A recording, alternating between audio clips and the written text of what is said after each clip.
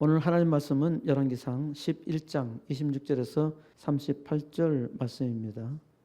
내가 너를 취하리니 너는 내 마음에 원하는 대로 다스려 이스라엘 위에 왕이 되되 내가 만일 내가 명령한 모든 일에 순종하고 내 길로 행하며 내 눈에 합당한 일을 하며 내 종 다윗이 행함같이 내 율례와 명령을 지키면 내가 너와 함께 있어 내가 다윗을 위하여 세운 것 같이 너를 위하여 견고한 집을 세우고 이스라엘을 내게 주리라. 아멘.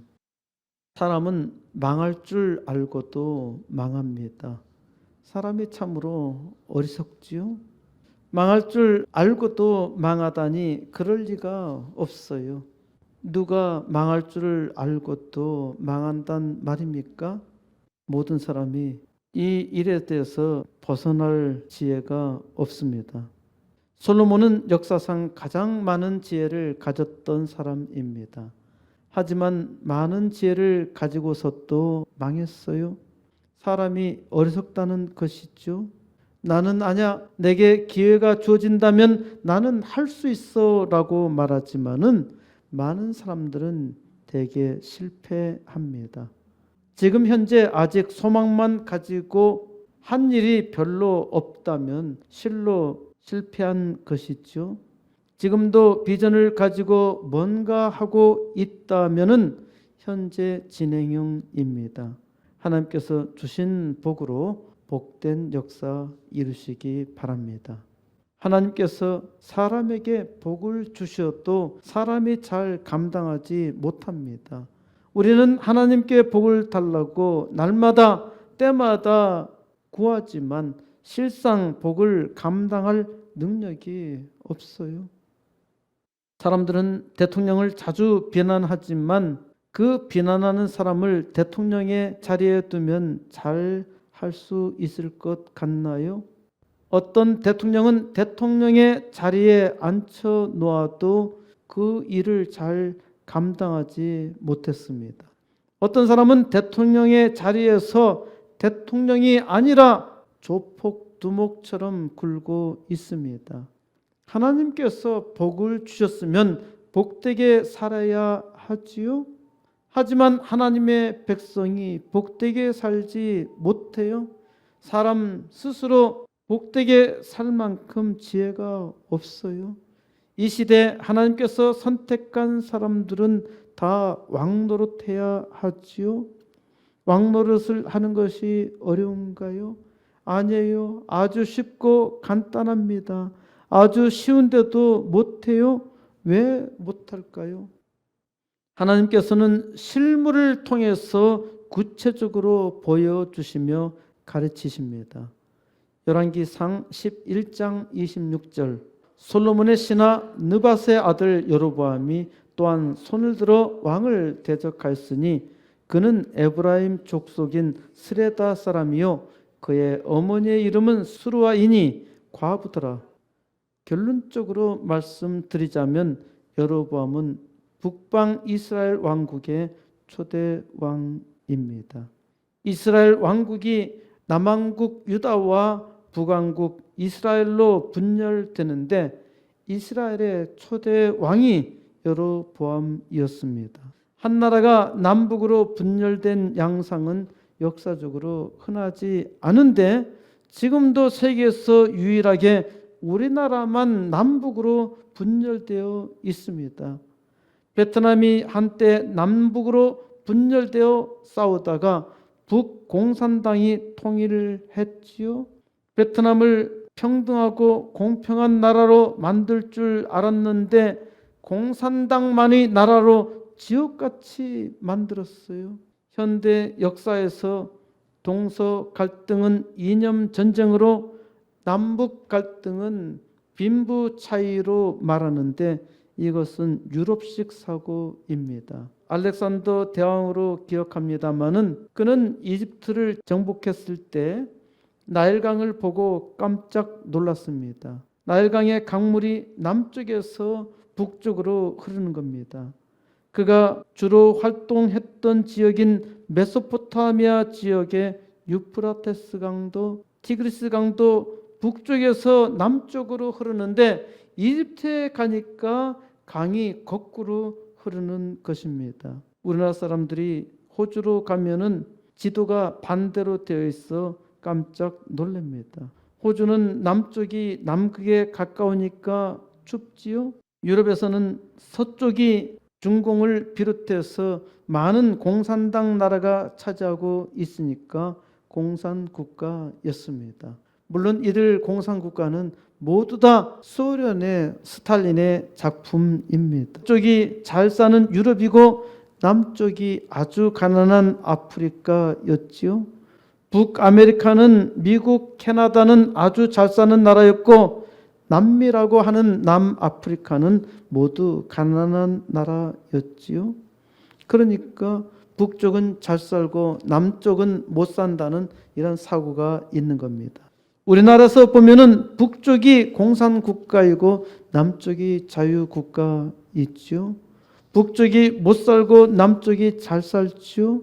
북쪽 공산당은 계속 남쪽을 공격하고 틈만 있으면은 남쪽을 정복하려고 합니다.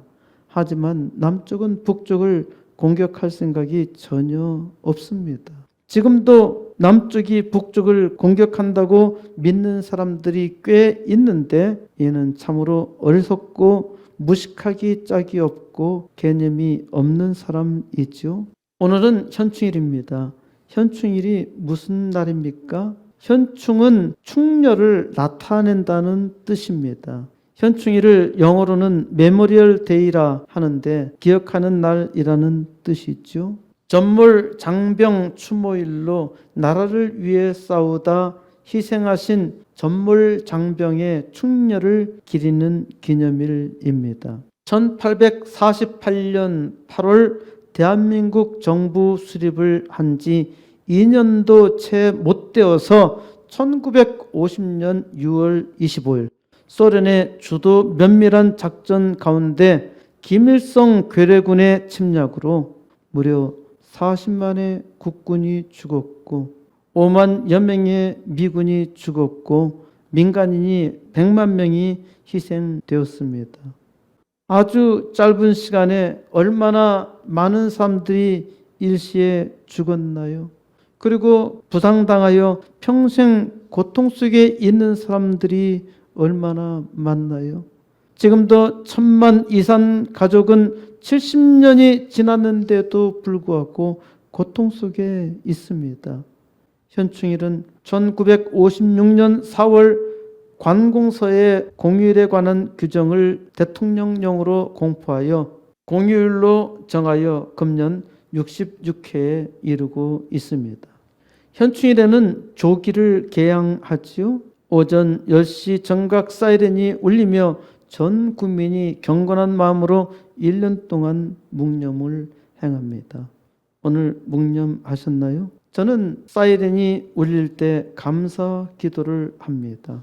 우리가 현충일을 지내면서 이 사건은 역사적으로 그 증거가 아주 명백한데 지금 이 역사를 반대로 쓰고 있잖아요. 그야말로 역사를 농단하고 세상을 기만하고 있어요. 어떻게 이런 일이 일어날 수 있나요? 어떻게 사람들이 이런 허무맹랑한 거짓에 속고 있나요? 이거 거짓인 줄 알면서도 속입니다.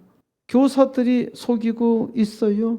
얼마나 사악한가요? 사람이 참으로 어리석지요. 그런데 자기는 아주 똑똑한 줄 알아요. 그러니까 구제하기 어려울 정도로 심히 어리석습니다. 성경 말씀을 이용하여 장난치는 마귀와 다를 바가 없습니다. 하는 짓도 마귀같이 속이고 죽이고 파괴하고 지금도 공산당 마귀에 사로잡힌 자들이 아주 많은데 사악한 이단에 빠진 것보다 더 무섭습니다. 왜 그런가요? 이단은 자기가 죽고 주변인을 죽이기도 하지만은 공산당은 공산당 위에 모든 사람을 죽여요. 그런데 이것을 모른단 말입니다. 중국 최고의 부자 마인도 위협을 당하여 숨어 지내는 듯하고 있잖아요. 모두 속고 있는데 속고 있는 줄도 몰라요. 이 점도 이단과 같지요. 사람들에게 행복을 주는 것처럼 속이며 오히려 강탈하고 있잖아요. 이 점도 이단과 같지요. 어떤 이단은 폭력을 행사하기는 해요. 공산당은 집단적으로 폭력에 합법적으로 가담하게 하니까 훨씬 더 사악하지요. 이단은 예수 그리스도를 빙자한 적 그리스도가 속이고 있는데 공산당은 아예 하나님의 자리에 공산당이 앉아 있습니다. 이단은 교회에 들어와서 회방하고 있는데 공산당은 아예 교회를 파괴해요. 역사가 보여주잖아요. 왜 현충일에 공산당을 비난해야 합니까? 이 사악한 공산당을 망각하면은 다시 공산화 될 것이기 때문입니다. 그리고 우리는 신앙을 지킬 수 없어요. 누가 공산당의 사악한 핍박에 누가 이길 수 있나요? 북은 핵폭탄을 만들어 위협하는데 남은 한반도를 비핵화하자는 것입니다. 남쪽에 있는 꼭두각시가 늑대의 꾀에 놀아나고 있는 것입니다. 분명히 알아야 합니다. 자유는 거저 얻어지는 것이 아닙니다. 자유는 항상 목숨을 담보로 하였습니다. 우리가 자유를 잃게 되면은 우리의 목숨도 잃게 됩니다. 이는 역사가 분명하게 보여주었는데 아직도 못 깨닫고 있어요. 대체 얼마나 많은 피를 흘려야 깨달을 수 있을까요? 사람들이 얼마나 어리석은가요? 무엇보다 우리의 영원한 자유를 위해서 하나님의 아들 예수께서 십자가에 달려 죽으셨어요. 그런데 이를 도무지 깨닫지 못하며 오히려 예수님을 조롱하잖아요. 그렇기 때문에 사람이 하나님을 믿는 것은 놀라운 은혜입니다. 사람의 지혜와 능력으로는 하나님을 믿을 수가 없어요. 예수 그리스도께서 우리를 불쌍히 여기셔서 이를 알게 하셨고 구주로 믿게 하신 겁니다. 그것을 알기 때문에 우리는 더욱더 하나님 은혜를 감사하며 또 하나님께서 주신 은혜에 감격하며 찬양하고 있잖아요. 우리 구주 예수 그리스도께서 우리에게 주신 복이 얼마나 많은지 세어보라고 하잖아요. 셀 수 없는 복을 주셨어요. 그런데 이걸 몰라, 이걸 망각하는 순간 죽는 겁니다. 열왕기상 11장은 하나님께서 자기가 선택한 백성 이스라엘이 원하는 대로 하나님께서 나라를 세우게 하셨는데 불행하게도 그 나라가 두 개의 나라로 분열될 것을 예고합니다. 하나님께서 미리 말씀해 주세요. 그리고 이 분열 왕국의 북쪽 이스라엘의 왕으로 여로보암을 세우셨다는 것입니다. 1절 솔로몬 왕이 파라오의 딸 외에 이방의 많은 여인을 사랑하였으니 곧 모압과 암몬과 에돔과 시돈과 히타이트 여인이라. 솔로몬 왕은 이집트의 왕 파라오의 딸과 정략 결혼을 했을 뿐만 아니라 수많은 이방 여자와 결혼했습니다. 2절 여호와께서 일찍이 이 여러 백성에 대하여 이스라엘 자손에게 말씀하시기를 너희는 그들과 통혼하지 말며 그들도 너희와 서로 통혼하게 하지 말라. 그들이 반드시 너희의 마음을 돌려 그들의 신들을 따르게 하리라 하셨으나 솔로몬이 그들을 사랑하였더라. 하나님께서 일찍이 이 여자들에 대해서 이스라엘 백성에게 말씀하신 겁니다. 솔로몬 왕은 이방 여인과 통혼하지 말라는 하나님의 말씀을 듣지 않았습니다. 그들이 반드시 너희의 마음을 돌려서 그들의 신을 따르게 하리라고 말씀하셨습니다. 그런데 솔로몬 왕은 그들을 사랑하였습니다.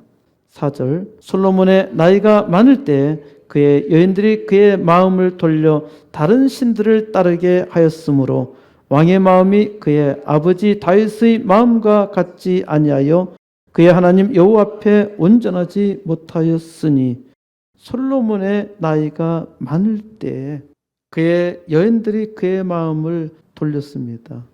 늙으면 별 수 없지요. 결국은 솔로몬 왕이 우상 숭배를 하게 되었습니다. 사람은 이처럼 허약합니다. 세상에서 가장 뛰어난 지혜를 가졌어도 우상 앞에서 아주 쉽게 무너집니다. 아무리 말해도 한 방에 무너져요. 진화론자들은 세상 역사에서 가장 복된 기독교를 보면서 이를 다신교에서 일신교로 진화되었다고 말하는데 이는 완전 무식한 말입니다. 하나님께서 가장 싫어하는 것이 우상 숭배였고 절대로 우상 숭배하지 말라고 무수히 경고했음에도 불구하고 이스라엘 백성은 이 쉬운 말씀 하나도 지키지 못하고 우상 숭배를 하여 망하고 맙니다. 그러니까 다신교에서 일신교로 진화되는 것은 불가능합니다. 반대로 일신교에서 다신교로 타락하는 것은 아주 쉬워요. 게다가 기독교는 일신교가 아니라 삼위일체의 하나님만 인정하는 유일신앙입니다. 가장 지혜로운 솔로몬 왕이 우상에 빠졌으니까 사람이 얼마나 허약한가를 알아야 하지요. 진화론자 상당수는 진화가 거짓인 줄 알면서 거짓을 진리처럼 말하고 또 많은 사람들을 속이고 어리석은 사람은 또한 속으니까 이는 이단 사술과 다를 바가 없는 겁니다. 9절 솔로몬이 마음을 돌려 이스라엘의 하나님 여호와를 떠나므로 여호와께서 그에게 진노하시느니라. 여호와께서 일찍이 2번이나 그에게 나타나시고 하나님은 솔로몬 왕에게 2번이나 경고하셨습니다. 그런데 솔로몬은 전혀 듣지 않았습니다. 하나님께서 말씀하시는데 어떻게 사람이 듣지 않을 수 있겠느냐고 반문할 수 있겠지요? 지금 이 말씀을 듣는 우리도 하나님의 말씀을 잘 듣지 않고 있다는 것을 알아야 합니다. 오늘날 하나님의 백성들이 하나님의 말씀을 무수히 듣지만은 하나님의 말씀대로 살지 아니합니다. 하나님의 말씀을 듣지 않을 뿐더러 하나님의 뜻을 거스르는 일을 아주 쉽게 합니다. 우리는 솔로몬이 참으로 어리석다고 말하지만은 우리도 솔로몬과 다를 바가 없어요. 사람이 참으로 어리석고 악하지요. 지금 코로나 재앙에 또 공산당의 농간에 교회가 빛을 발하지 못하고 있는데 이는 하나님의 백성이 그 말씀을 듣지 않기 때문입니다. 공산당이 사악하고 나쁘다고 욕하지만은 우리 자신이 하나님을 믿는 우리 자신이 말씀대로 살지 못하여 일어난 재앙이라는 것을 깨닫고 회개해야 합니다. 악당을 비난할 수는 있어요. 하지만 악당을 비난하는 일로 우리의 시간을 보낼 것이 아니라 하나님의 은혜를 구해야 합니다. 11절 여호와께서 솔로몬에게 말씀하실 때 내게 일한 일이 있었고 또 내가 내 언약과 내가 내게 명령한 법도를 지키지 아니하였으니 내가 반드시 이 나라를 내게서 빼앗아 내 신하에게 주리라. 하나님께서 직접 경고하셨으면 들어야 하지요. 하지만 솔로몬 왕은 전혀 듣지 않습니다. 세상 나라가 망할 때도 이와 같습니다. 망할 것이 확실하게 예고되어도 전혀 들을 줄 모릅니다. 현대사에서 독일이 히틀러의 말을 들었고 일본의 무사들이 왕의 이름을 빙자하여 망하게 했지요. 조선은 자기들끼리 싸우다가 망하고 말았습니다. 하나님께서 솔로몬에게 엄중히 경고하십니다. 너는 이방 여자들과 통혼하면서 내가 말한 대로 결국 우상 숭배에 빠졌어. 내가 회개하지 않으면 반드시 이 나라를 내게서 빼앗아 내 신하에게 주겠어. 하나님께서 이토록 말씀하시며 두 번이나 경고하셨으면 당연히 들어야 하지요.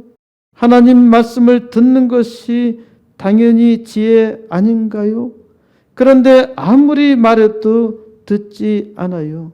사람이 지혜가 없고 어리석다는 말입니다. 사람이 지혜가 없고 어리석은 데는 누구나 다 마찬가지예요. 그렇기 때문에 겸손하게 하나님 말씀을 듣고 순종해야 합니다. 말씀을 듣는 것이 복입니다. 12절 그러나 내 아버지 다윗을 위하여 내 세대는 이 일을 행하지 아니하고 내 아들의 손에서 빼앗으려니와. 솔로몬은 아빠 찬스로 당대에 망하지는 않습니다. 이와 마찬가지로 예수 잘 믿는 부모를 만난 것은 굉장한 복입니다. 모태 신앙이라 하더라도 복을 받는 까닭입니다. 그래서 2대까지는 잘하지 못해도 아빠 찬스로 잘 될 수는 있습니다. 3대에 가면 2대가 하나님을 믿지 않았기 때문에 망할 수 있어요. 솔로몬이 하나님의 말씀을 듣지 않고 우상 숭배를 하니까 그 다음 세대는 망할 수밖에 없어요. 13절 오직 내가 이 나라를 다 빼앗지 아니하고 내 종 다윗과 내가 택한 예루살렘을 위하여 한 지파를 내 아들에게 주리라 하셨더라. 그래도 위대한 다윗 왕의 찬스는 아주 오래 갑니다. 하나님께서 다윗 왕에게 약속하신 바가 있기 때문입니다. 그래서 솔로몬의 아들에게는 내 종 다윗과 내가 택한 예루살렘을 위하여 한 지파를 주시겠다는 것입니다. 14절 여호와께서 에돔 사람 하닷을 일으켜 솔로몬의 대적이 되게 하시니 그는 왕의 자손으로서 에돔에 가였더라. 하나님께서 에돔 사람 하닷을 일으켜 솔로몬의 대적이 되게 하셨습니다. 이 일은 솔로몬에게 1차 경고입니다. 하나님께서 경고하실 때 솔로몬 왕이 들었어야 합니다. 에돔은 이스라엘의 조상 야곱의 형 에서의 후손이 만든 나라이지요. 에돔에서 다 불다는 뜻입니다. 야곱의 형, 곧 이스라엘의 형 에서가 만든 나라가 에돔입니다. 에돔의 왕족인 하닷이 나라를 세우고 솔로몬의 대적이 되게 하신 것입니다. 마치 신라가 약해지자 후고구려의 이름으로 국례가 일어난 것과 같습니다. 그래도 솔로몬 왕은 듣지 않습니다. 그러니까 솔로몬이 지혜가 있는 것이 아니라 아주 미련하지요. 이것이 사람의 지혜입니다. 하나님을 의지하지 않으니까 그 지혜가 더 이상 지혜가 아닙니다.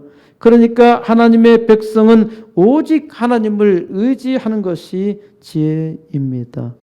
25절 솔로몬의 일평생에 하닷이 끼친 환난 외에 르손이 시리아의 왕이 되어 이스라엘을 대적하고 미워하였더라.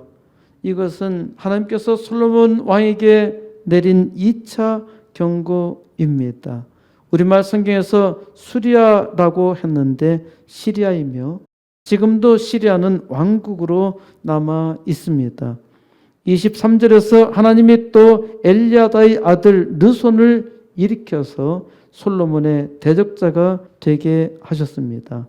르손이 시리아 왕국을 세우고 솔로몬을 공격한 것입니다. 지금 2차 경고까지는 외부의 적이었습니다. 솔로몬 왕이 도무지 듣지 않자 이제 내부의 적으로 솔로몬 나라를 분열시킵니다. 왕 한 사람의 잘못으로 백성들이 당하는 것은 억울하지 않나요? 라고 물을 수 있겠지요. 지금 우리의 상황을 보십시오. 왕이 어리석음으로 백성이 당하고 있는데 백성들이 그 농간에 놀아나고 있잖아요. 한 사람 이승만 대통령이 하나님 앞에 성실함으로 하나님께서 그를 통해 이 나라의 자유를 지키게 하셨어요. 그러니까 왕이 얼마나 중요합니까? 하나님은 내부의 적으로 솔로몬의 신하 느밧의 아들 여로보암을 세워 솔로몬을 반역하게 하셨습니다. 여로보암은 에브라임 족속인 스레다 사람이라 하였는데 에브라임은 요셉의 둘째 아들로 많은 복을 받았습니다. 에브라임의 후손이 이스라엘에서 가장 많은 땅을 차지했어요. 그러니까 에브라임이 북방 이스라엘의 중심이 되었고 하나님께서 에브라임의 후손인 여로보암으로 하여금 북이스라엘의 왕이 되게 하셨어요. 여로보암의 어머니의 이름은 스루아라고 하는데 과부라고 소개하고 있지요.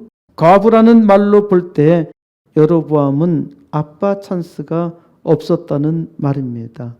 여로보암의 아버지가 일찍 죽었다는 말이죠.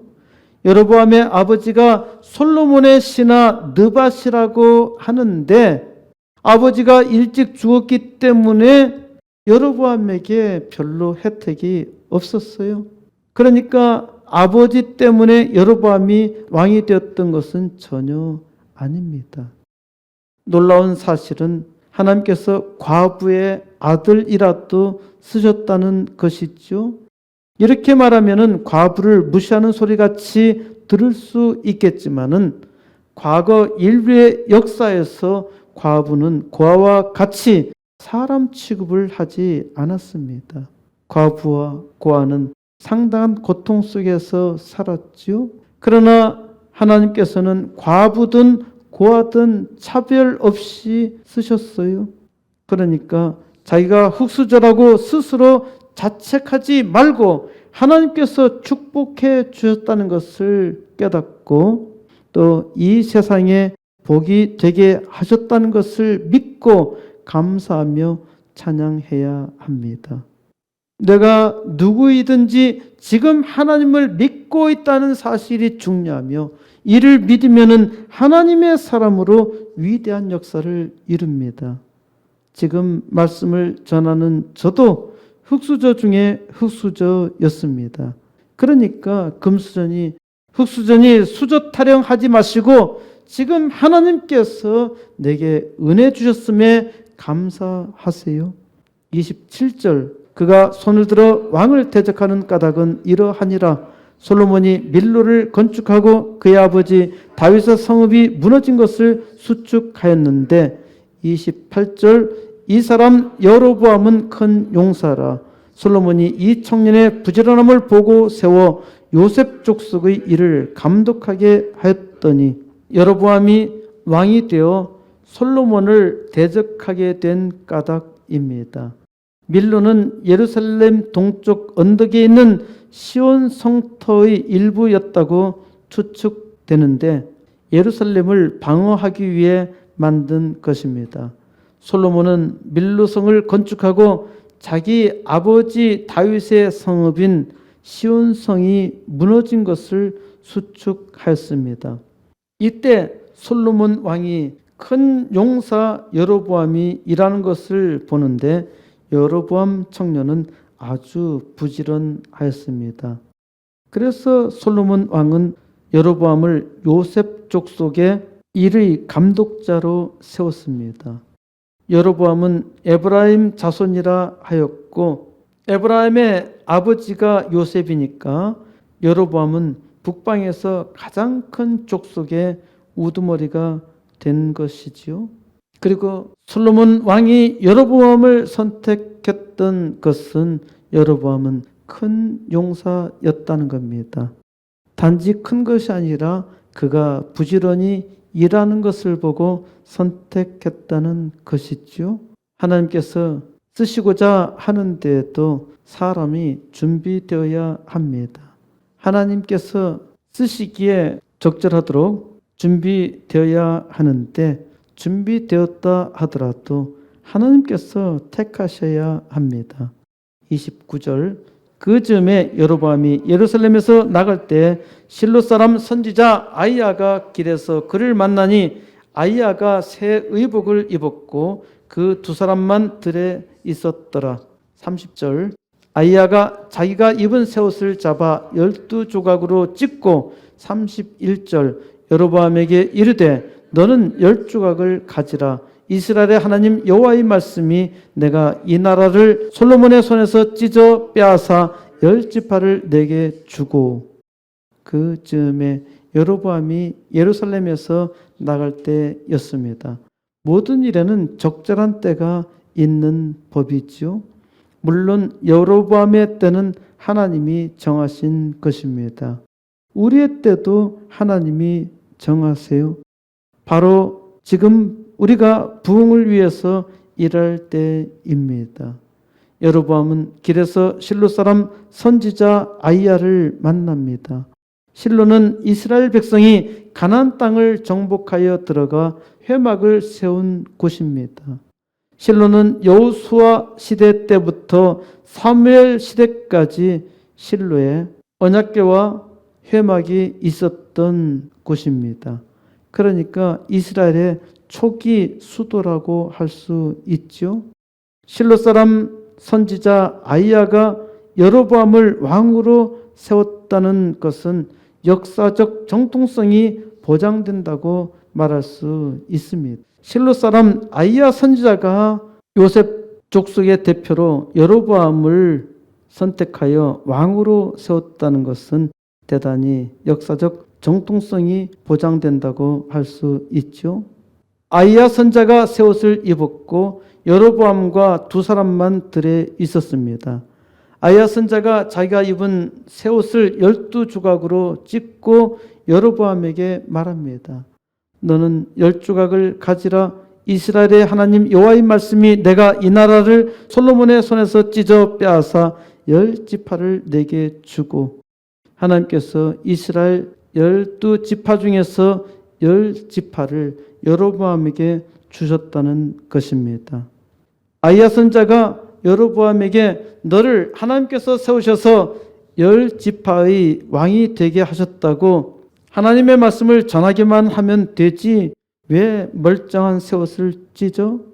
아히야 선지자가 자기 새 옷을 찢어 12조각을 내고 그 중에 10조각을 여로보암에게 주었다는 것은 매우 중요한 일입니다.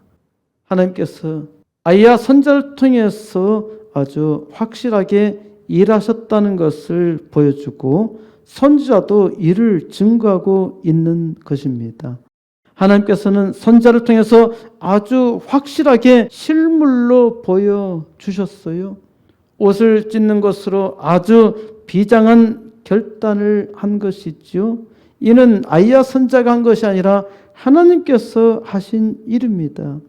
찢은 옷을 또다시 원상태로 붙여서 돌릴 수도 없는 일이지요.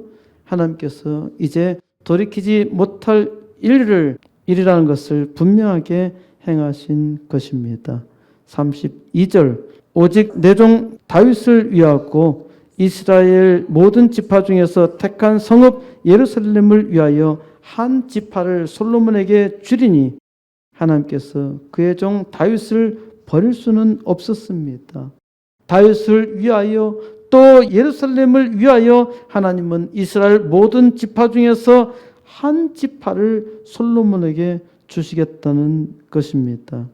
이 말은 아히야 선자가 여로보암을 왕으로 세우면서 하나님의 말씀을 그대로 전한 것입니다. 10지파는 여로보암에게 주셨어.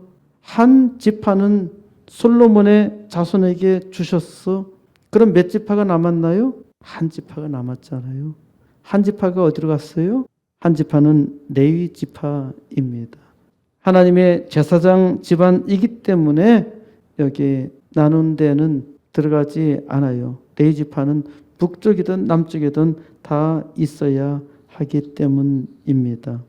33절 이는 그들이 나를 버리고 시돈 사람의 여신 아스다롯과 모압의 신 그모스와 암몬 자손의 신 밀곰을 경배하며 그의 아버지 다윗이 행함 같지 아니하여 내 길로 행하지 아니하며 나 보기에 정직한 일과 내 법도와 내 율례를 행하지 아니함이니라. 왜 하나님께서 여로보암에게 10지파를 주셨느냐? 이는 여로보암 내가 탁월하고 능력이 있어서 주신 것이 전혀 아니야. 솔로몬 왕이 우상 숭배를 했기 때문에, 나 하나님의 말씀을 전혀 듣지 않았기 때문에 그의 나라를 나누기로 한 것이야. 너는 이 사실을 분명하게 알아야 한다. 내가 잘해서, 내가 잘났기 때문에, 내가 왕으로 자질이 있었기 때문에 내가 왕이 된 것이 결코 아니라 솔로몬 왕이 우상 숭배를 했기 때문에 그의 나라를 쪼개어 내게 준 것이다. 그야말로 여로보암은 솔로몬 왕이 잘못한 것 때문에 땡 잡았죠. 34절. 그러나 내가 택한 내 종 다윗이 내 명령과 내 법도를 지켰으므로 내가 그를 위하여 솔로몬의 생전에는 온 나라를 그의 손에서 빼앗지 아니하고 주관하게 하려니와 35절. 내가 그의 아들의 손에서 나라를 빼앗아 그 10지파를 내게 줄 것이요 36절. 그의 아들에게는 내가 한 지파를 주어서 내가 거기에 내 이름을 두고자 하여 택한 성읍 예루살렘에서 내 종 다윗이 항상 내 앞에 등불을 가지고 있게 하리라. 하지만 하나님께서는 택하신 종 다윗이 말씀대로 잘 했기 때문에 하나님께서 그의 아들 솔로몬의 생전에는 그대로 두시기로 했어. 하나님께서 여로보암에게 10지파를 두시기로 하셨지만은 당장 주시지는 않습니다. 그래서 여로보암은 솔로몬 왕을 피신하여 이집트로 도망갑니다. 솔로몬 왕도 이 사실을 알고 있었기 때문에 여로보암을 죽이려 했지요. 솔로몬 왕이 자기의 지금 문제가 여로보암에게 있는 것이 아니라 자기 자신에게 있다는 사실을 깨달았어야 합니다. 자기 자신에게 문제가 있다는 것을 모르면은 망할 때까지 엉뚱한 우물을 팝니다. 사울왕도 자기가 하나님의 말씀을 따르지 않아서 망하게 되었는데 자꾸 다윗만 죽이려고 하지요. 그러니까 망할 때까지 다윗의 망상에만 쫓아다니는 것입니다. 솔로몬이 자기 지혜를 의지하니까 자기 지혜를 의지하면 의지할수록 어리석지요. 어리석은 일을 하는 것입니다. 아히야 선지자는 여로보암에게 확실하게 하나님의 말씀을 심어줍니다. 솔로몬은 아버지 다윗 때문에 그대로 간다. 그 아들 때에야 그 나라를 빼앗아 내게 10개 지파를 준다. 솔로몬의 아들에게는 1개 지파만 준다. 그런데 그 지파는 절대 없앨 수 없어. 하나님께서 택한 예루살렘에서 내 종 다윗이 항상 내 앞에 등불을 가지고 있게 하시기로 하셨어. 하나님께서 다윗의 후손을 통해서 영원한 등불을 밝히기로 하신 것이야. 그래서 하나님께서 바로 다윗의 육신의 후손인 예수 그리스도, 하나님의 자리를 버리시고 사람의 형상으로 오신 예수를 통해서 온 세상에 영원한 불빛을, 영원한 등불을 밝히신 것입니다. 이것이 놀라운 은혜지요. 그리고 우리로 하여금 그 등불이 되게 하셨어요. 37절. 내가 너를 취하리니 너는 내 마음에 원하는 대로 다스려 이스라엘 위에 왕이 되되. 내가 너를 취하리니 하나님께서 여로보암을 왕으로 취하셨습니다. 그리고 하나님은 여로보암에게 너는 이스라엘의 왕으로 내 마음에 원하는 대로 다스려 보라고 하셨습니다. 왕으로 하고 싶은 대로 해봐. 38절 만일 내가 명령한 모든 일에 순종하고 내 길로 행하며 내 눈에 합당한 일을 하며 내 종 다윗이 행함같이 내 율례와 명령을 지키면 내가 너와 함께 있어 내가 다윗을 위하여 세운 것 같이 너를 위하여 견관집을 세우고 이스라엘을 내게 주리라. 여로보암은 그야말로 어부지리로 왕이 되었잖아요. 솔로몬 왕의 잘못 때문에 왕이 되었어요. 그런데 그 왕이 된 것에 대해서 잠시만 왕이 아니라 하나님께서 너도 내가 영원히 축복해 주겠어. 왕으로서의 조건은 단 한 가지입니다. 하나님 말씀을 지키라는 것입니다. 쉽잖아요. 게다가 내 종 다윗이 행함같이 다윗이 모범입니다. 사람이 어떤 일을 처음으로 완전하게 개척하는 것은 쉽지 않습니다. 그래서 개척자는 대단히 훌륭하기는 한데 극소수에 불과하지요. 누군가 좋은 모범이 있으면은 아주 쉽잖아요. 다윗이 모범이라는 것입니다. 너는 다윗의 후손이 아니지만은 내가 다윗처럼 말씀대로만 하면은 내가 너와 함께 있어. 하나님이 함께 하시겠다고 말씀하십니다. 내가 다윗을 위하여 세운 것 같이 너를 위하여 견관집을 세우고 이스라엘을 내게 주리라. 놀라운 축복이지요. 여로보암 너도 다윗과 같이 축복해 주겠어. 북이스라엘 10개 지파를 내게 주어 그대로 대대로 복을 받게 해 주겠어. 복을 받는 것은 아주 쉽지요.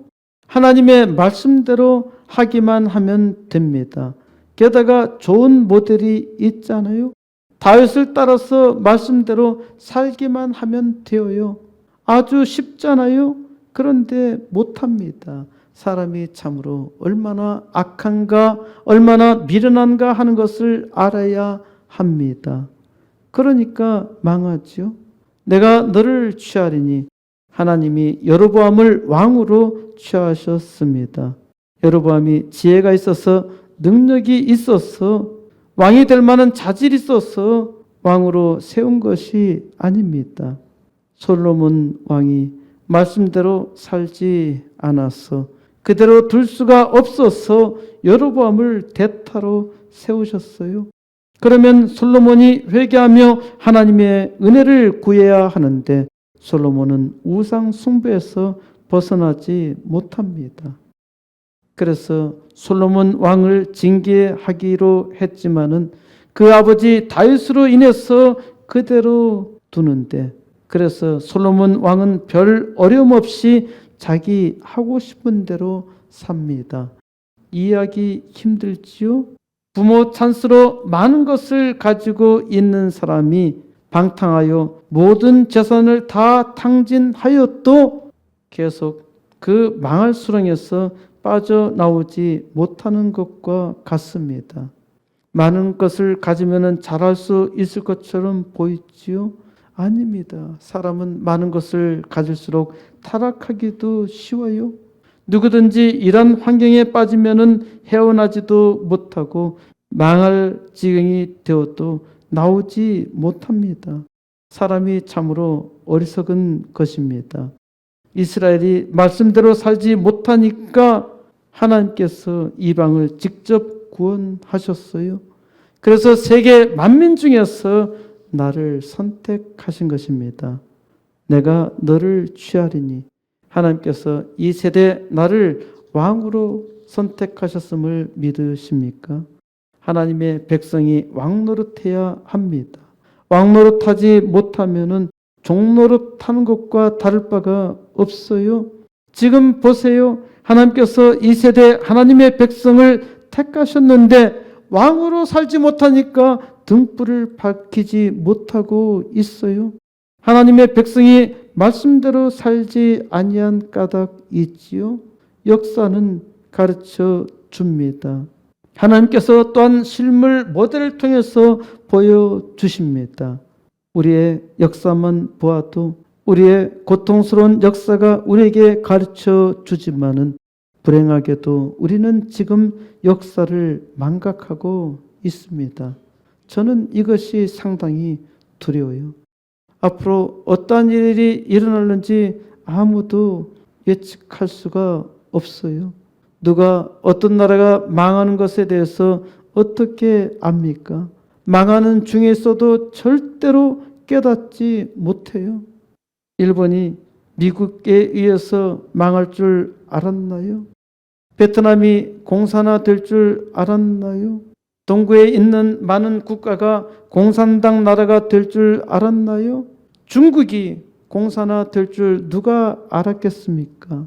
하나님께서 이 나라를 축복해 주셔서 자유를 위해서 많은 피를 흘리게 하셨고 많은 사람들의 눈물 어린 기도에 응답하여 교회를 부흥하게 하셨고 또 이 가난한 나라를 세계에서 부강하게 하셨는데 지금 우리는 망각의 세월을 살고 있습니다.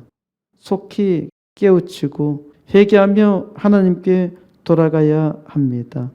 하나님께서 이 어려운 시대에 하나님께서 내가 너를 취하셨다라는 것을 깨닫고 하나님의 백성들이 일어나 이제 등불을 밝혀야 합니다.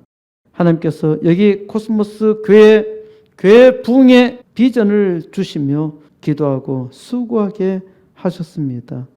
80개 개척교회와 2개 학교는 하나님의 백성이 왕노릇하게 하는 것이고 이 세대의 부흥을 위해서 교회 부흥의 역사가 일어나야 하고 다음 세대의 부흥을 위해서 왕의 아이를 세워야 합니다.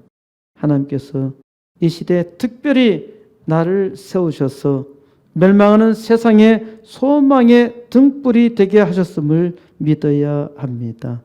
이제 하나님을 믿는 신실한 종의 기도를 통해서 하나님의 백성들마다 다 왕노릇하게 하시사 이제 부흥의 역사를 이루어 하나님의 영광 온 우주에 선포하는 역사 이루시기를 우리 주 예수 그리스도의 이름으로 간절히 축원드립니다.